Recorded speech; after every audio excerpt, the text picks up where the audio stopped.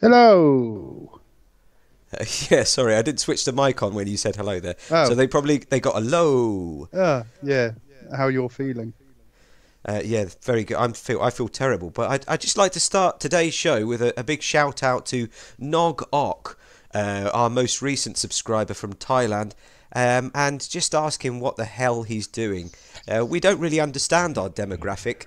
It's two white men talking nonsense for an hour on a podcast that is really only designed for their mothers. And I want to know what's going on inside the mind of Nog Ok. So, Listen, Nog Ok, get in touch. something very strange is happening. We've got a load of subscribers and a load of views for a good 30 seconds of each pod. But I don't know, man. Honestly, I don't know. If someone who actually has listened to the show could tell us whether they've subscribed, who knows? It might be to do with our new social channels, Ben, which are Or yeah, available. I I noticed in the analytics that they tend to drop off the moment you start talking. So, um, I think it's probably got something to do with that, uh, and maybe just our natural charisma as well Maybe. thrown into the But of mix. course, if people want to know what is happening on the show, they can follow us at this show, D&B, on X and on Facebook now as well, because I understand Facebook more than Do we anything have to else. call it X? I hate that it's called X. I quite like X. We're But millennials. Are we millennials? I'm What generation are we from? I'm from D Are Generation you X. you're a boomer, aren't you? I don't When were you know. born? I In the don't know what that 50s? means. Shut up. You were born inside a tube, and, and Yeah, in the millennial era. and you But still have to sleep in it at night. And you have to like screw yourself into it every night. It's a fun thing to watch. I've well, seen it. talking about the strange, intricate, and detailed fantasies that take place inside your mind.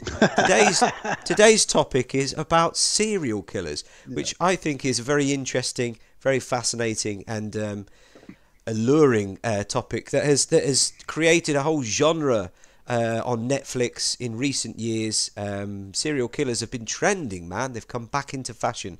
But like we spoke about in our previous episode on cults, both you and I recognised that when we were growing up, this kind of thing seemed to be much more common. It definitely was. The cults were more common and the serial killers were more common. You don't get a good serial killer nowadays, I don't think, or at least maybe they've got so good that they go undetected and they just don't get caught. I But mean, the that's last a serial scary killer, thought, though, isn't it? That there yeah, are loads out there, and they're just, they've watched all these documentaries and know how they're not to get learning. caught. Yeah, Yes. they're getting good. We've had decades of CSI, crime scene investigation. They know what to do, what not to touch, how to dispose of a corpse. Hmm. They've literally been educated in the art of serial killing, and thanks very much to um, streaming platforms, we now have a whole generation of very highly skilled and trained serial killers. Yeah. The last one was in 2011, by the way. Oh, who was that? I can't remember the name. I've just immediately realised that my research is not as deep as one question. Well, Um, I, yeah, you know what? I think there's probably we need to go through criteria at some point of what makes you a serial killer, because there's been a few more recent ones, haven't there? That are more like healthcare professionals who. well, I can tell you the criteria of a serial killer. Well, first, the definition of a serial killer. The name serial killer comes from an FBI agent. What was his name? Robert Ressler, who used the term serial homicide in 1974, and so it's quite a recent terminology. And then with the title, with the name, came the definition, which means depending where you are in the world. It's funny because serial killers are different, categorized differently depending where you are. But it's usually 2+ or 3+ murders. Um, And they have to One, be individual, don't they? They can't, like, a yeah, mass shooting wouldn't count as a serial no, killer. and there also has to be like a pattern emerging, or some kind of motive emerging. If it's like a crime of passion or something related to revenge, that's an emotionally driven act, violent act. That's not a serial killer. Serial killer is somebody who intentionally tracks and monitors their prey, because it is prey, and they tend there's more of a story behind their motivation, usually something weird and sexual. But there are the phases of a serial killer. Would you like to know about the serial killer's cycle? It has 6 phases. Would I? Yeah. Right. Well, here you go. This will help you become a more effective serial killer. Number 1, the aura phase. The aura phase is when the serial killer begins losing a grip on reality. Right. So I think we've probably done that already. Yeah, We can talk about. we've ticked that one. We've passed that one off. Number 2 is the trolling phase. I always say trolling because it's troll. I don't understand people who say trolling. No, that sounds.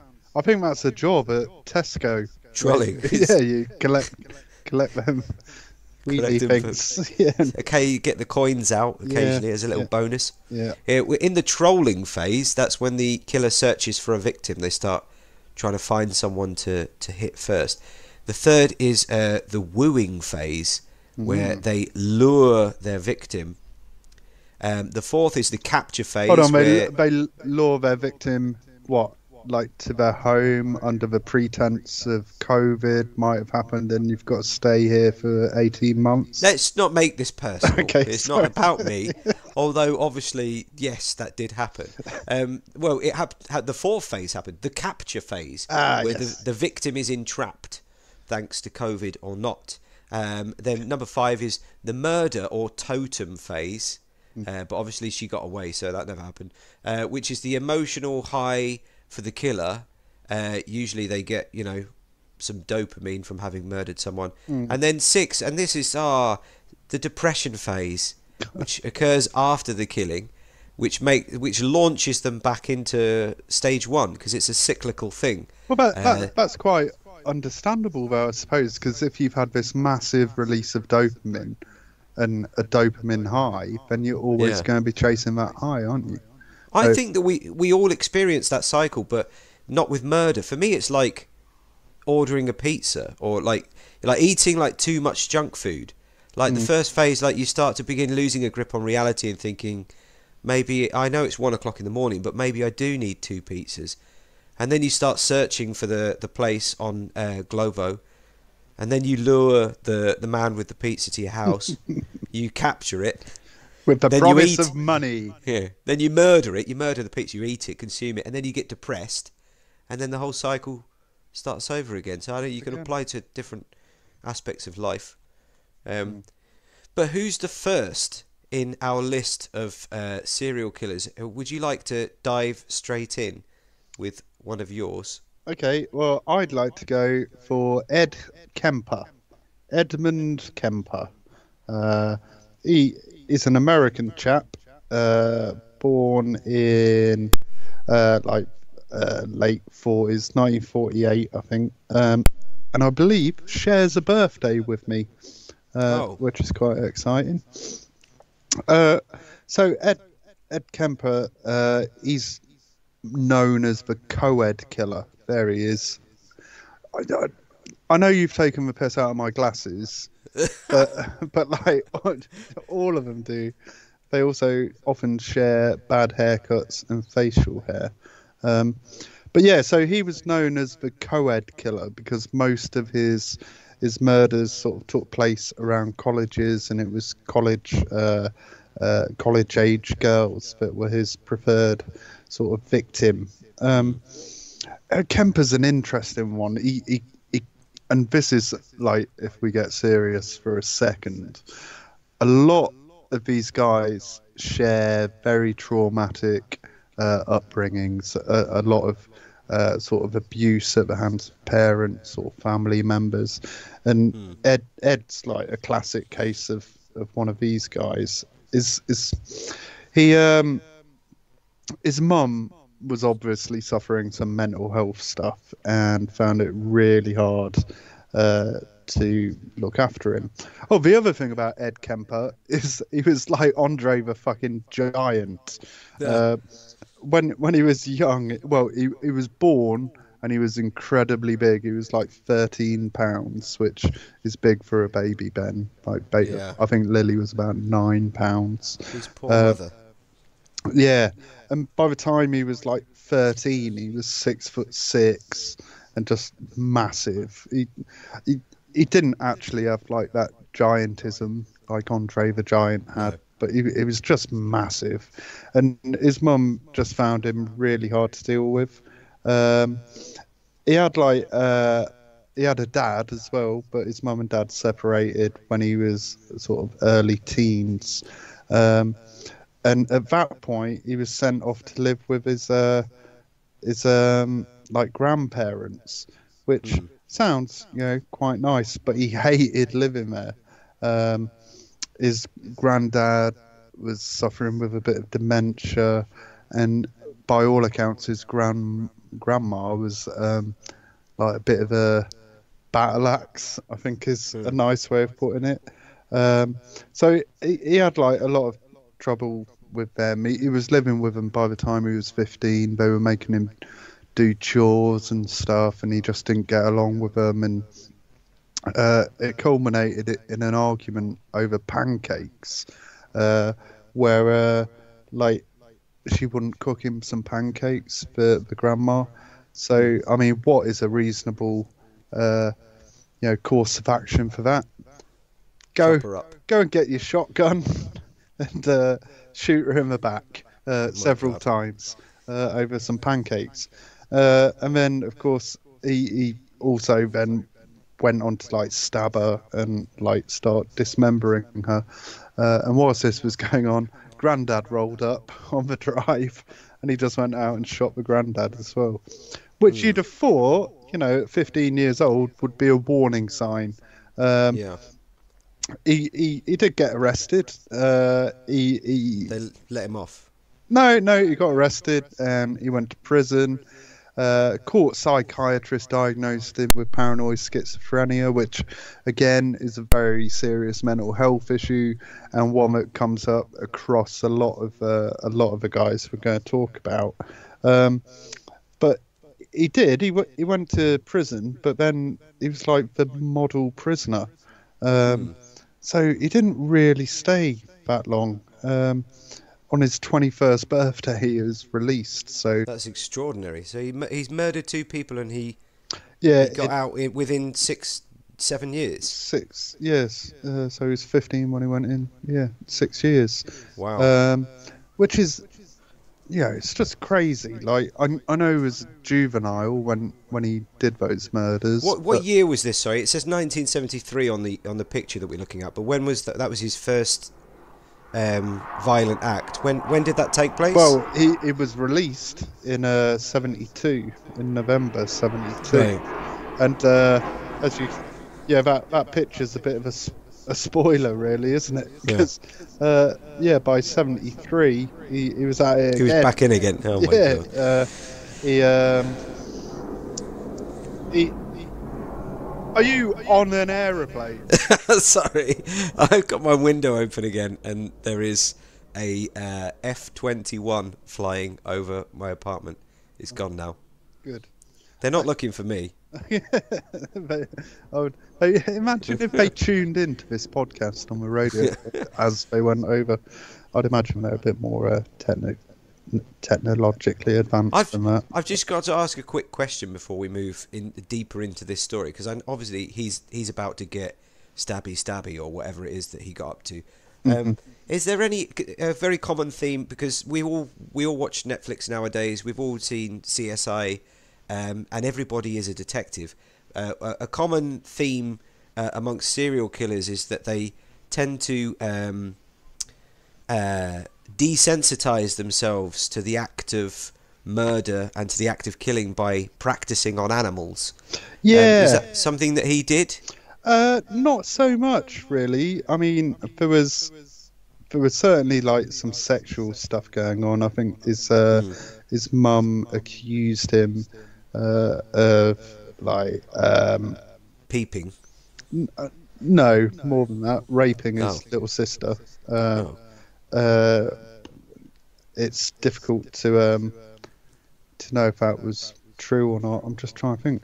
Yeah, no, he in later interviews. I mean, it's quite interesting. There's a show called Mind Hunter, and it's about the setup of this of a department in the FBI. It's loosely factual, but Ed Kemper plays a big part in that. And later, when he's arrested for all these other murders, he does go back and he talks about burying a cat alive when he was a kid and some other cruelty to animals. But yeah, it is something. And you know, when at work and certainly with Sharon's work as well, you know, cruelty to animals is one of the red flags for like psychotic or psychopathic behavior, and generally it's a trauma response to something that's happened to them. Obviously a kitten or a dog you can have control over, whereas you as a child you can't control adults, can you? So yeah, that is an ongoing But another aspect is it's just because obviously, like I said before, as a joke, we're all experts now. But truly, in the 70s, a lot of this psychological investigation was quite new.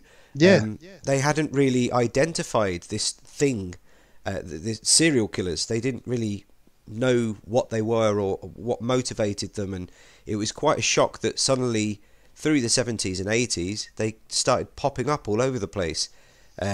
Maybe because of different detective procedures or whatever. I mean, they've probably always been there, and we will talk about that later on. But they had to start kind of diagnosing these people. And you say when he went to prison, he was the model prisoner.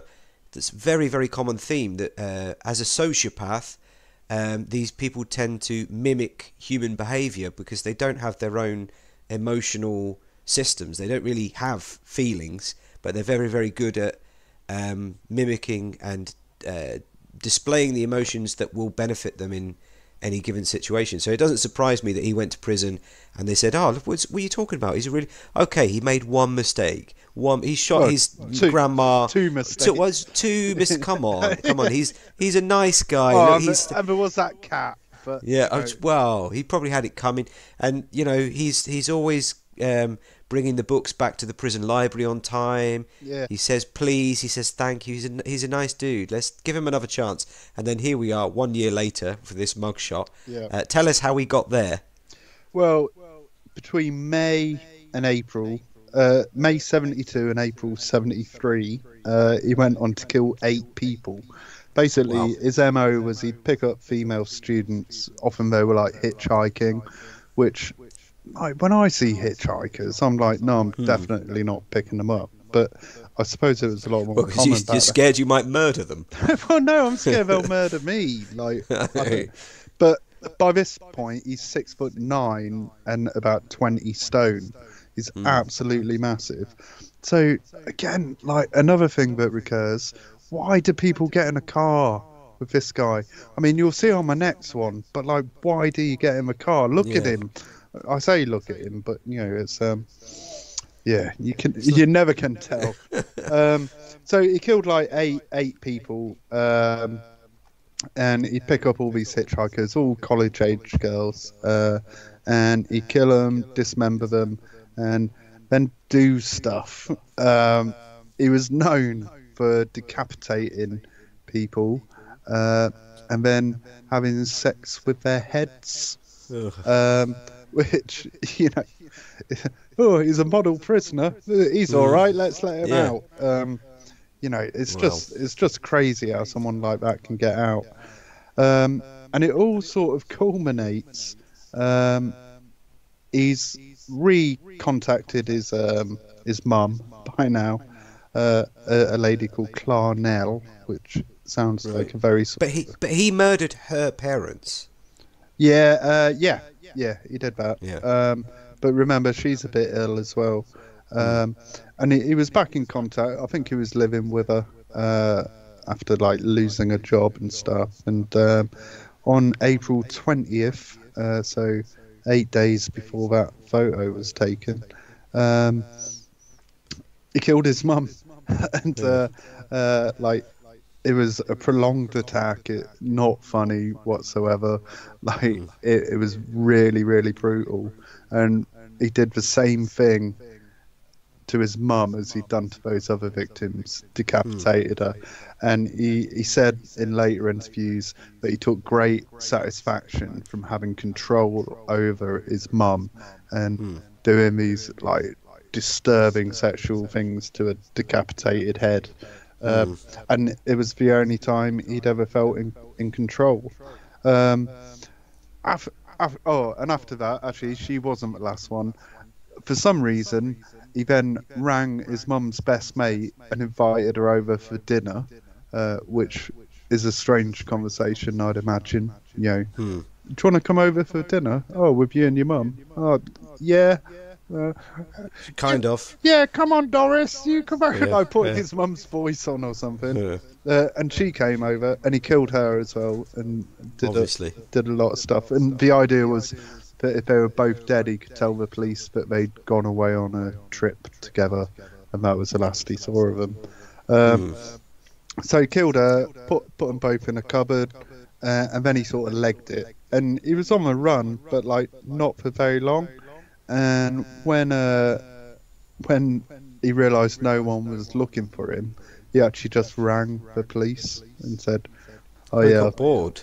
yeah, I've done all this stuff, and yeah, come and get me." And they just picked him up, and he just immediately turned into the model prisoner. And then they let him out 6 years later again, and he's done it again. I can't believe we trusted you, man. No, no, that was basically it. Basically it. He wouldn't do it a third time. All right, so he's made 1, 2, 10 mistakes. No, but no. In November '73, he was convicted.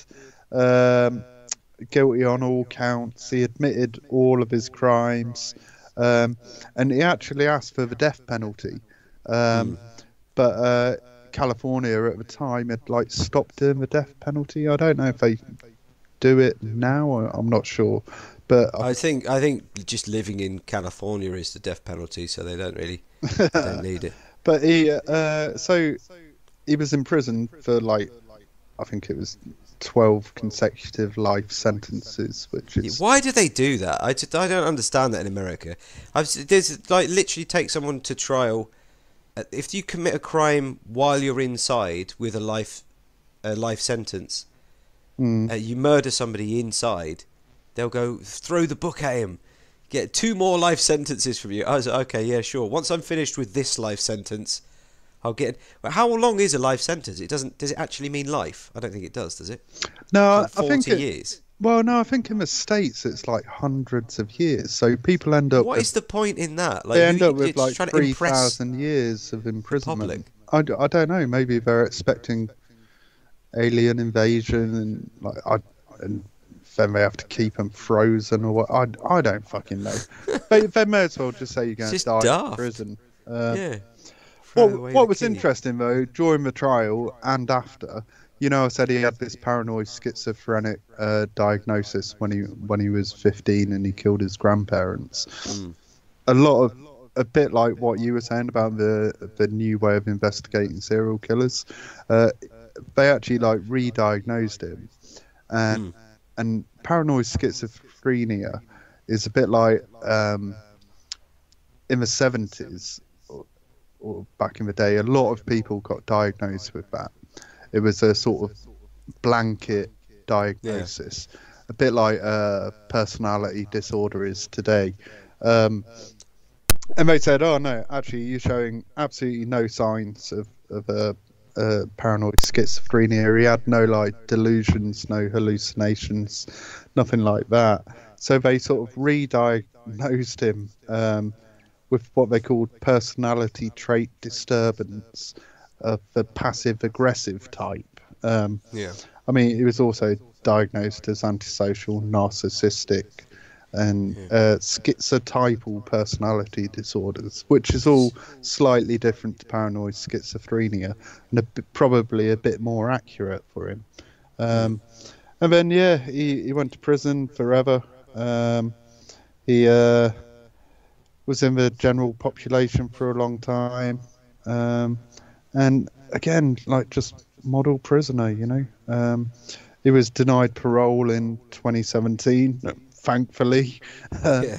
but is apparently eligible again next year. So who knows? Wow. They might go, he's really Yeah. good at cleaning his cell. He Let's wouldn't do it again. Yeah. surely not, Not not again. again. Because I he's bet- just obviously. Do you reckon that Britney song's about him? Yeah, like it's Oops. it's nuts. Did it again. Yeah, it's crazy. What shocks me about what you've just explained is that he was insecure. I mean, as a 6'9" man, and like to only feel like you have control when you're murdering your mother. I mean, maybe if he shaved his moustache and took those glasses off, he would have had a more positive experience of society. Well, it is quite interesting because a lot of other serial killers, I'm not sure who you've got lined up, but a lot of serial killers are reported to be really charming. Yeah. Let's face it, the vast majority of serial killers are men. So they're often reported as sort of being ladies' men, really charming, confident, going out. Yeah, Jeffrey Dahmer, Ted Bundy, they're both notoriously charismatic. Yeah. Yeah, Ted Bundy, certainly. I don't know about Dahmer, but, Ed Kemper wasn't. He was always awkward, always very quiet, but always polite and nice. And, people described him as a gentle giant until he got their faces off. Just don't ruin his pancakes. Yeah. Boy loves his pancakes. Yeah, wow. Yeah, so that's him. I mean, still alive.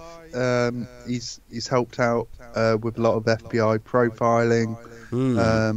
I believe he is one of the serial killers that the character in Silence of the Lambs.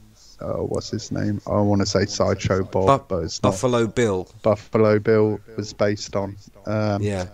Well, that's it. That's interesting because actually, that I just seg into my serial killer through Ted Bundy, because a lot of serial killers, like you say, are used for profiling, and Ted Bundy was used as one of the influences for Hannibal Lecter, because Hannibal Lecter in the film Silence of the Lambs, spoiler alert, he is being interviewed by a detective to catch Buffalo Bill, and it's one of the influences is Ted Bundy helped to catch Gary Ridgway, who is the what was his name, the Green River Killer.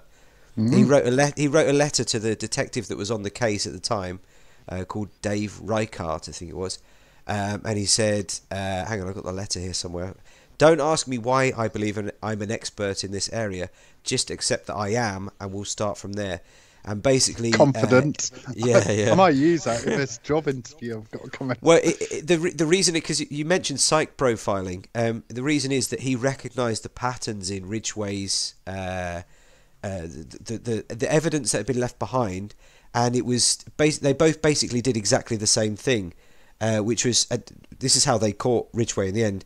He said that guy he's going to go back to his victims' bodies because he's going to want to put some lipstick on them and lay down with them and do some weird stuff.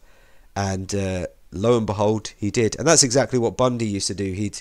He liked going back to the corpses and watching them change colour and do weird stuff. Yes, it's gross, but.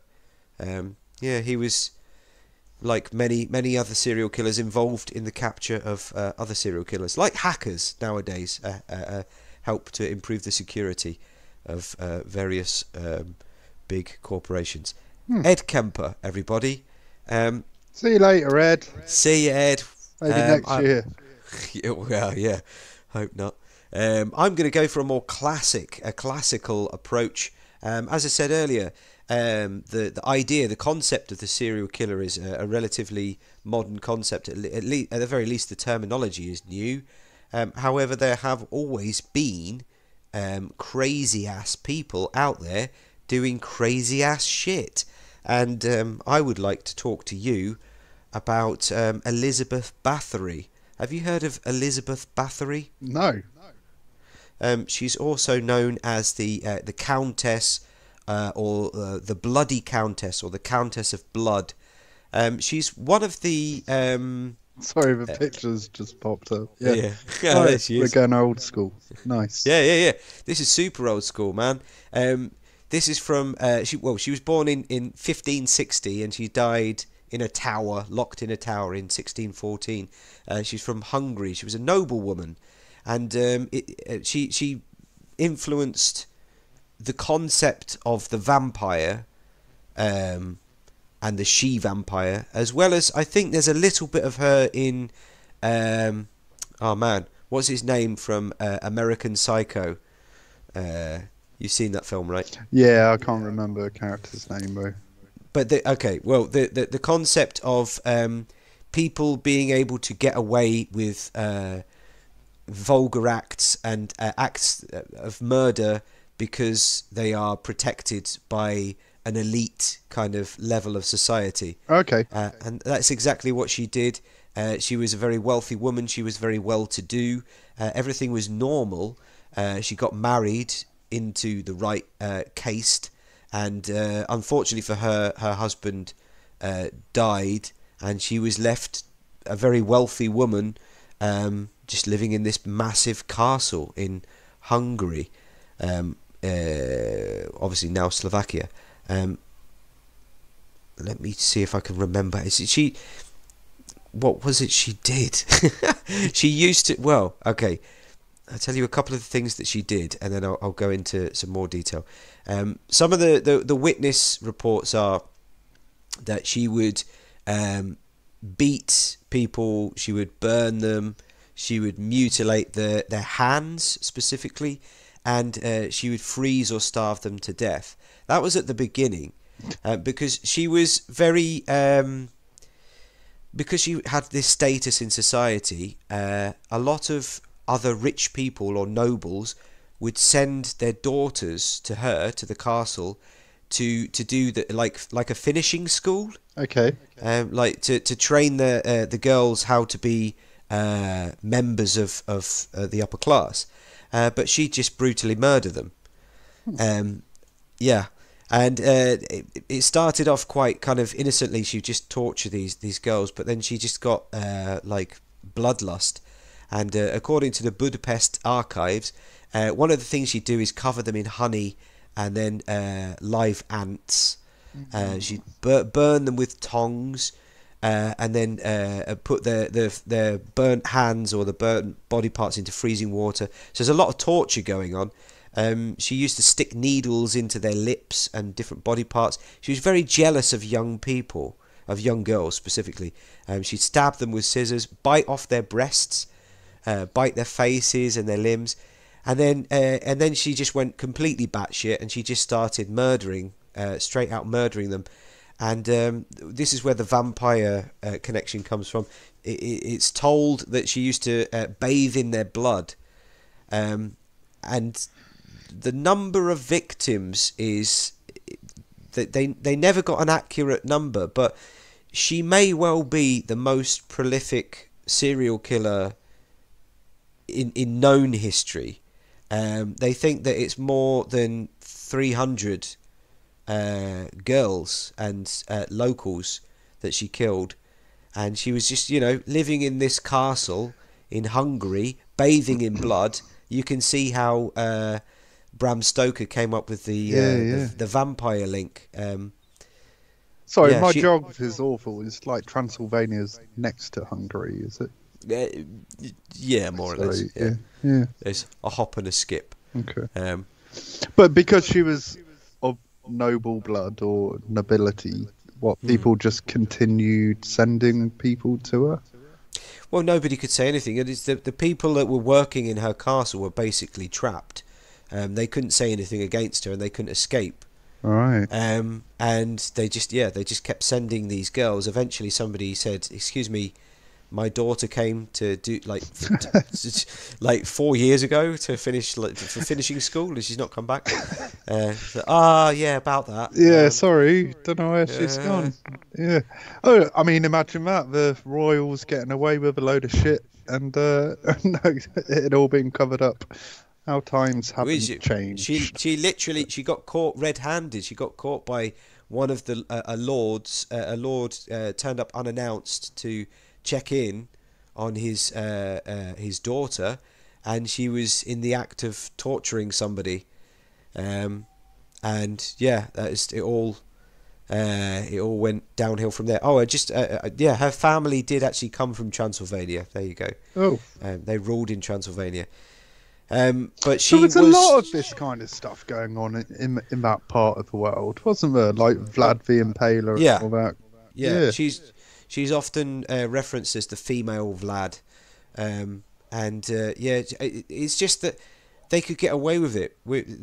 In the Middle Ages, and around Europe, you have these highly powerful people that control whole countries, vast areas of land, and they literally can just get away with turning up at a farm and murdering everybody. It just doesn't matter.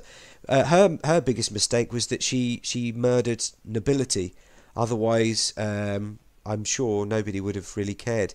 In the end, because this lord that turned up to find her torturing someone and realised that his daughter had been killed, she got detained, and she wasn't executed. She was just locked in a tower, which was bricked up. And she just stayed there until she died at the age of 54. But apparently she maintained her youthful looks, and everyone put that down to the fact that she'd been bathing in blood. Wow. So there's all of the vampiric kind of folklore comes from, well, not all of it, but most of it comes from that. So there she is, Elizabeth Bathory, the noble woman who got away with a whole lot of carnage. I don't know, the olden days, it seems like you could do whatever you wanted. Absolutely. Especially if you were of noble blood. But I'm not going to talk about him, but I will just very briefly mention Jack the Ripper, because I don't know if you know the one of the theories of his identity was that he was Queen Victoria's grandson, Eddie, the Duke of Clarence. Have you heard that? Right. No, I didn't know that. It's the same thing. Because this guy, the Duke of Clarence and Avondale, or Eddie as he was known, he had a reputation, and one of the theories is that he used his nobility, again his position as a royal, or rather the royal family covered it up for him, because he had like a form of syphilis-induced psychosis, and everybody thought, oh, he's the Duke, he's loopy, the loopy Duke, but his brain was literally just being eaten by syphilis, and he had done some stuff that was known about. He had done some weird stuff, but he had also had a relationship with a woman in the East End around Whitechapel. A prostitute. He had a with a Catholic woman called Annie Crook, and she had a child, and there was a whole scandal around that, and they think that he just basically went on a killing spree, and that the royal family went, oh bloody hell, cover that up, blame it on someone else. Yeah. They tried to blame it. I think they went a little bit anti-Semitic actually. They tried to blame it on immigrants of a certain religious group. But there's a whole thing about the Freemasons getting involved, and the Freemasons being used as an arm of the royal family to cover everything up. But yeah, just talking about noble position and getting away with murder. Right, who's up next? Well, from me, it's a British couple, which might sort of give it away straight away to some people. But I'd like to introduce you in particular to Frederick West. Frederick Walton Stephen West. Four names for one really, really bad man. Born in the 40s, out in Gloucester. Just look at that face. I mean, I don't know, man. I feel that looks like a typical 70s TV show about a couple that live on a barge. this is the photo that was like used in all the papers, and I remember this because it was only like the mid '90s when all of this came out. So I was like a teenager, and yeah, I remember all of this coming out, and that was the photo that Yeah. that was plastered everywhere, and it was Christmas time as well, and like just this huge story about Fred and Rose West. Um, there's been like quite a few couples. There was obviously the Hinleys, who were from up north, and they went around killing a lot of people. And it's quite often the female party in these couples will be used to lure in fellas for the guy to then kill. But in this case, that's not how these two worked. So Fred West, he was, like I say, born in Gloucestershire. And again, just a really, really troubled childhood. I think it's fair to say that the area he lived in as a child was a limited gene pool, if I put it that way. Yeah. But I'm pretty sure there was a lot of, let's just call it what it is, incest and inbreeding within families. And Yeah. It's cheaper at Christmas. You only need to buy one present for your brother and your uncle. yeah, I mean, it's nuts. He grew up, it sounds like he was quite poor, and he was one of eight kids, six of whom were still alive. Now, it all got pretty weird pretty quickly. He was sexually active with some of his brothers and sisters by the time he was 12, and also sort of engaging in what they called acts of bestiality with some of the animals around the farm. So it was a fucked up childhood, let's put it that way. He was caught peeping quite early. Oh, he's a peeper, is what they'd say there. He's just a cheeky peeper. Yeah, just a cheeky peeper. And he was in and out of trouble with the police when he was 17, which this bit's fairly interesting. I think he had quite a big accident. I think he was riding a motorbike and he came off, and he got like a fairly severe brain injury, which sort of may have affected some of his cognitive capabilities. In 1961, he was arrested for raping his sister, which had been going on for like the previous decade. And at that time, he like went, "Yeah, I've been having sex with my sister. Is that a problem?" And like he just didn't sort of understand that it was like a crime and obviously very wrong and very disgusting. But yeah, eventually he was arrested for it and he did a little bit of time. He was disowned by his family and then sort of eventually came out and prison and sort of cracked on with life. He did a lot of sort of menial jobs. Was he a model prisoner? I don't know. Probably. Yeah. I imagine he probably was. But when he got out of prison in like the 60s, he met a lady called Bernadette Costello, who he had some kids with. all went very wrong very quickly. Yeah, This is her in the picture. no, that's No. Rose. So Oh, that's that's right. later. Um, but yeah, he had some kids with this lady and just started abusing the kids, which Mm. is in really grotesque and horrible ways. Um, so Rena was his first wife, and he had some kids with her, and then sort of killed a couple of them, Oh. and got away with it for years and years and years. And then he met, but he sort of split up with the partner. Um, she probably thought something was going on, but again, these things that like just don't get reported to the police, and it's crazy. Like from a sane point of view, like why is the partner not reporting things? I suppose it's just a completely different time. You know, like we say, a lot of these things were known but not spoken about.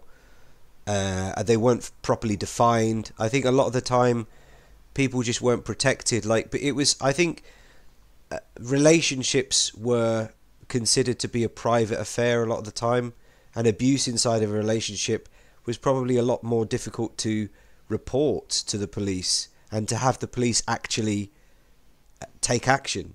Like, Yeah, I mean, we're talking about the 60s. I don't yeah, think, I mean, looking back at sort of children's homes and social care, and there was a lot of terrible shit going on. Is it fair to judge the services that were around by today's standards? Yeah, I'd say Fuck. yes. They were shit. Yeah. It was awful. But yeah, he got away with a lot of shit for a long time, and then he met Rose, who is the lady in the Is picture. that when he met her? Was it because he just popped up from behind that sofa? Is that how they met? She was in Just- TFS, and he was that was his MO. He used to hide behind sofas. Woo. Hey, of course, Rose was underage when he met her. Of course. But then on her 16th birthday, she ran off with him, basically. They lived in like some like shitty caravan park, and Rose was like, she's described as never having had a boyfriend, but being overtly promiscuous and very flirty. I think is I can't remember exactly what they said, but basically she was overtly sexual, and Fred quite liked this because he was, he'd been described as a massive sexual deviant. They got together, and basically the murders started by 71. They'd had kids, and they killed one of them. The first one was a daughter called Charmaine. And this just went on and on and on, and like just so many kids of their kids. The family joke was do what you're told, otherwise you'll end up under the patio with your sister. Eventually, I mean, there's so many murders to go through. What a delightful sense of humour. Yeah, and there's just so many to go through. I'd really suggest, like, there's a great ITV drama about this, which is very accurate. But he was eventually caught and arrested after his 13-year-old... Parking ticket. No, I wish. Basically, his 13-year-old daughter had enough, and sort of let a friend know that a dad had been abusing her and raping her like for 13 years, for as long as she could remember. And this friend told her mum, and her mum reported it. So in August of 92, he was arrested. They sort of searched the house, found some secret rooms. Rose by this point had been like there's a lot of sexual stuff going on. I think we call it cuckolding. Yeah. Is that the term? Like Yeah. Rose was working as a prostitute. Fred would sit in and watch, and there's like some real odd sexual behaviour. But they searched the house, found some secret rooms and stuff. And yeah, some of the surviving West children said that, they mentioned this thing about, we had to keep quiet, otherwise we'd end up buried under the patio like our sister. And when the police heard that, they went, we may as well have a little dig about. And they started digging, and they were just pulling body part after body part, bone after bone, like to the point where they weren't even sure like how many bodies were in the garden. It was crazy. I remember it being in the news, and like every night this hole in the garden just got bigger and bigger and bigger, and they just kept finding more and more bodies, and in the end he was charged with 12 murders, and Rose was charged with 9 murders. He went on, so this was like getting towards 1994, I think. He went on to like get charged with all of this, and then on, I believe it was Boxing Day, he killed himself in his cell, so as not to, get the sentence, I suppose. Rose was also sentenced for a lot of murders. And am I right? Did she die a couple of years ago? I'm trying to remember. I don't know if that was Hindley or Rose. Maybe it was Rose. Yeah, you might be right. Oh no, sorry, I'm just looking. Was it? No. Was it No. You're thinking of Hindley? Yeah, I'm thinking of Hindley. Yeah. Rose West is in HM Prison Newhall, where she continues to protest her innocence. It's the latest. It's just a horrible, messed up couple of people getting together and creating a really messed up, fucked up family, where a lot of stuff could have been done by services, but never happened. Well, one of the questions that I should have asked early on, but I suppose maybe it's more appropriate now we've listened to some of these tales, is the typical nature versus nurture. Are these people born evil? What drives them to do this? And these are the questions that the investigators were asking in the 70s, because they just couldn't get their heads around how people were doing this, why people were doing this, and they had to start a completely different form of investigation, because when you question somebody who's done something unimaginable, as a person with a functioning emotional system, it's very easy to get. Well, I'll tell you what. I'm just going to seg into. I don't want to talk about him too much, but I found some of the information around the Ed Gein case quite interesting.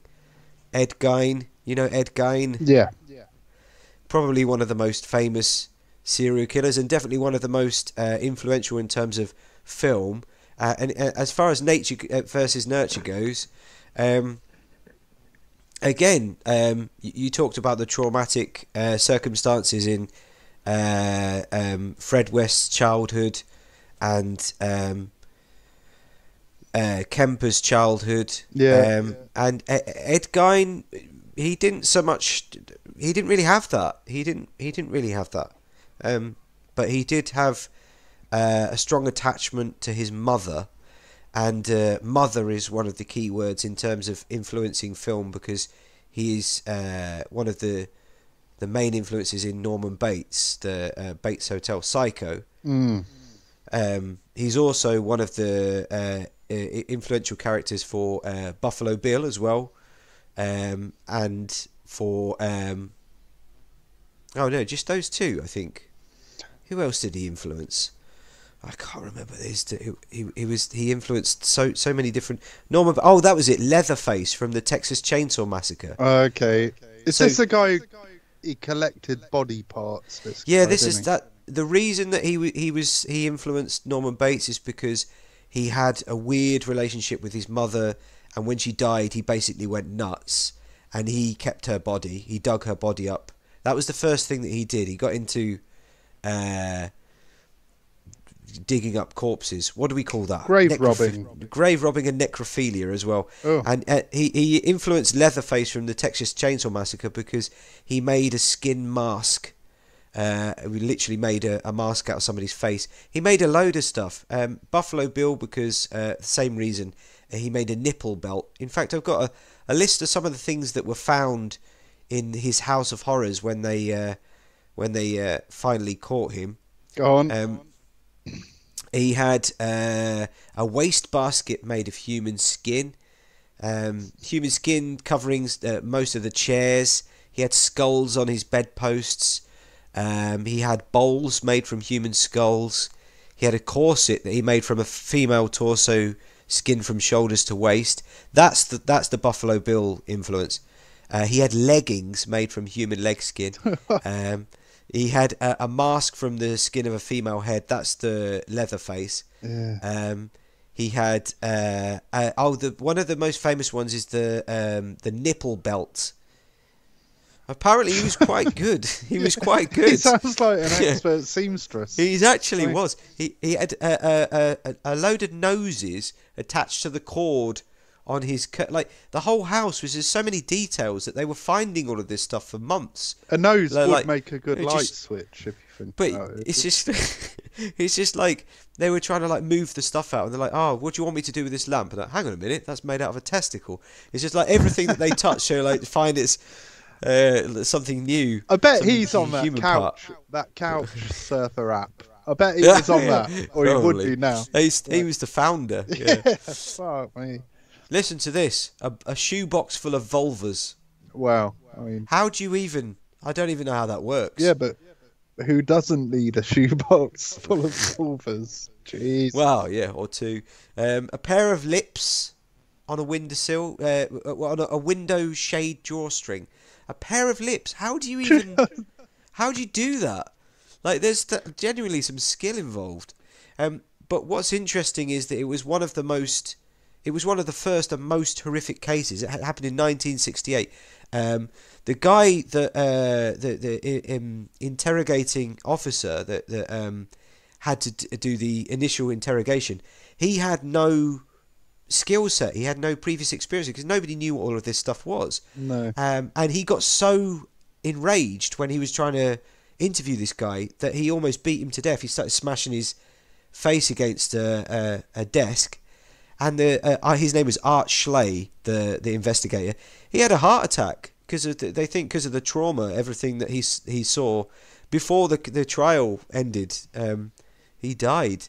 He went mad. He went mad. The guy that was investigating it. I mean, it's got to have an effect on people, hasn't it? I think. Yeah, I mentioned that Mindhunter, which is it's not a documentary. It's a drama series. I think it's on Netflix. Well worth a look. But yeah, the guys that were interviewing all these guys, they did become affected.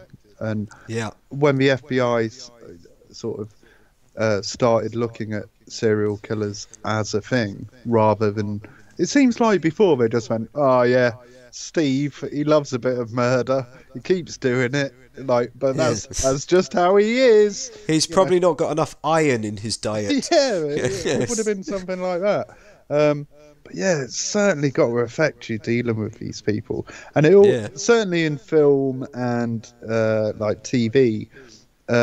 People tend to specialise in these, don't they? And criminal psychologists and stuff, I suppose they do specialise in that. So let's spare a thought for all the criminal psychologists. Yeah.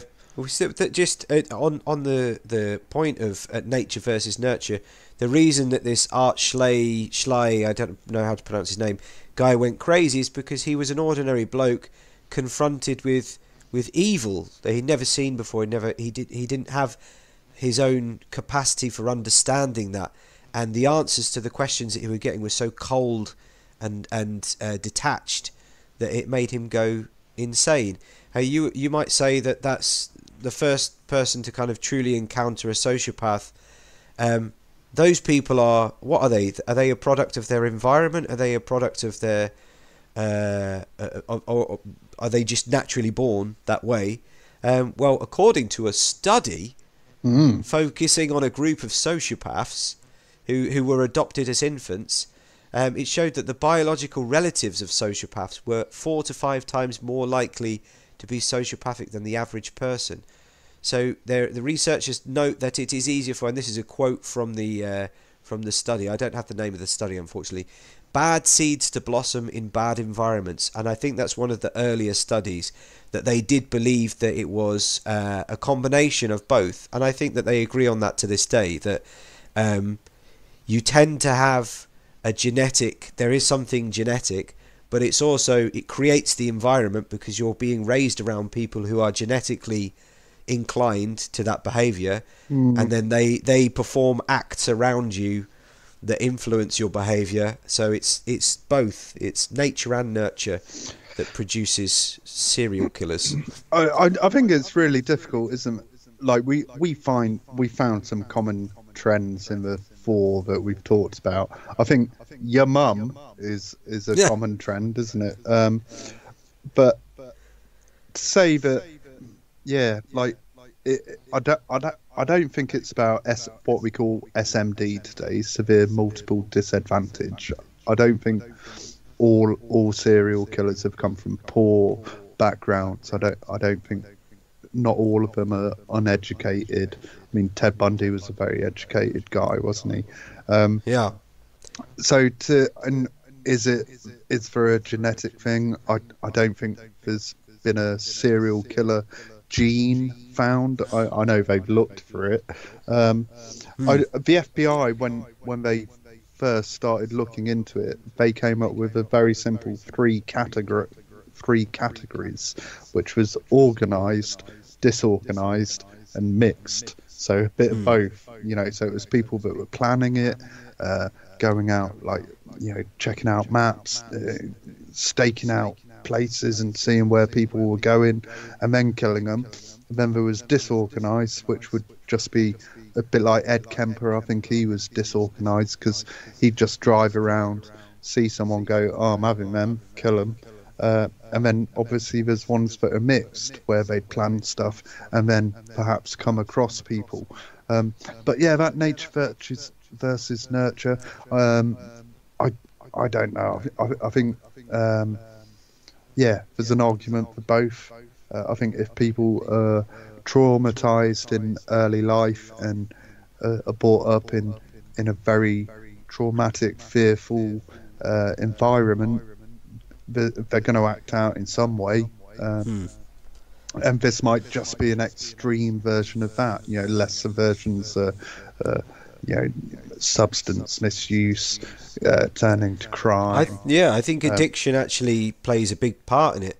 To transition from addiction to substances into the addiction to control that comes with taking somebody's life and having absolute power over them.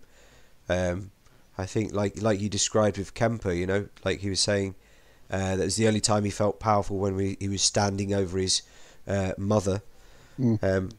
I can see that as a kind of a psychological break where they feel like they're taking control by destroying something. Well, he actually had a term for it, the feeling he'd get when he killed someone, and it was quite cute. He called it, "Oh, I've got the zapples." The what? The zapples. The zapples. No, zapples, like apples, but with a Z. Oh, right. Okay. Yeah, and that's what he called it. He goes, "Yeah, I'd get the zapples," and I liked it, so I kept doing it. Yeah, so there is a high involved. Probably worth putting that on a T-shirt, I think. Got the zapples. There you go. Stick it on one of yours. Yeah, man. It does seem less now, doesn't it?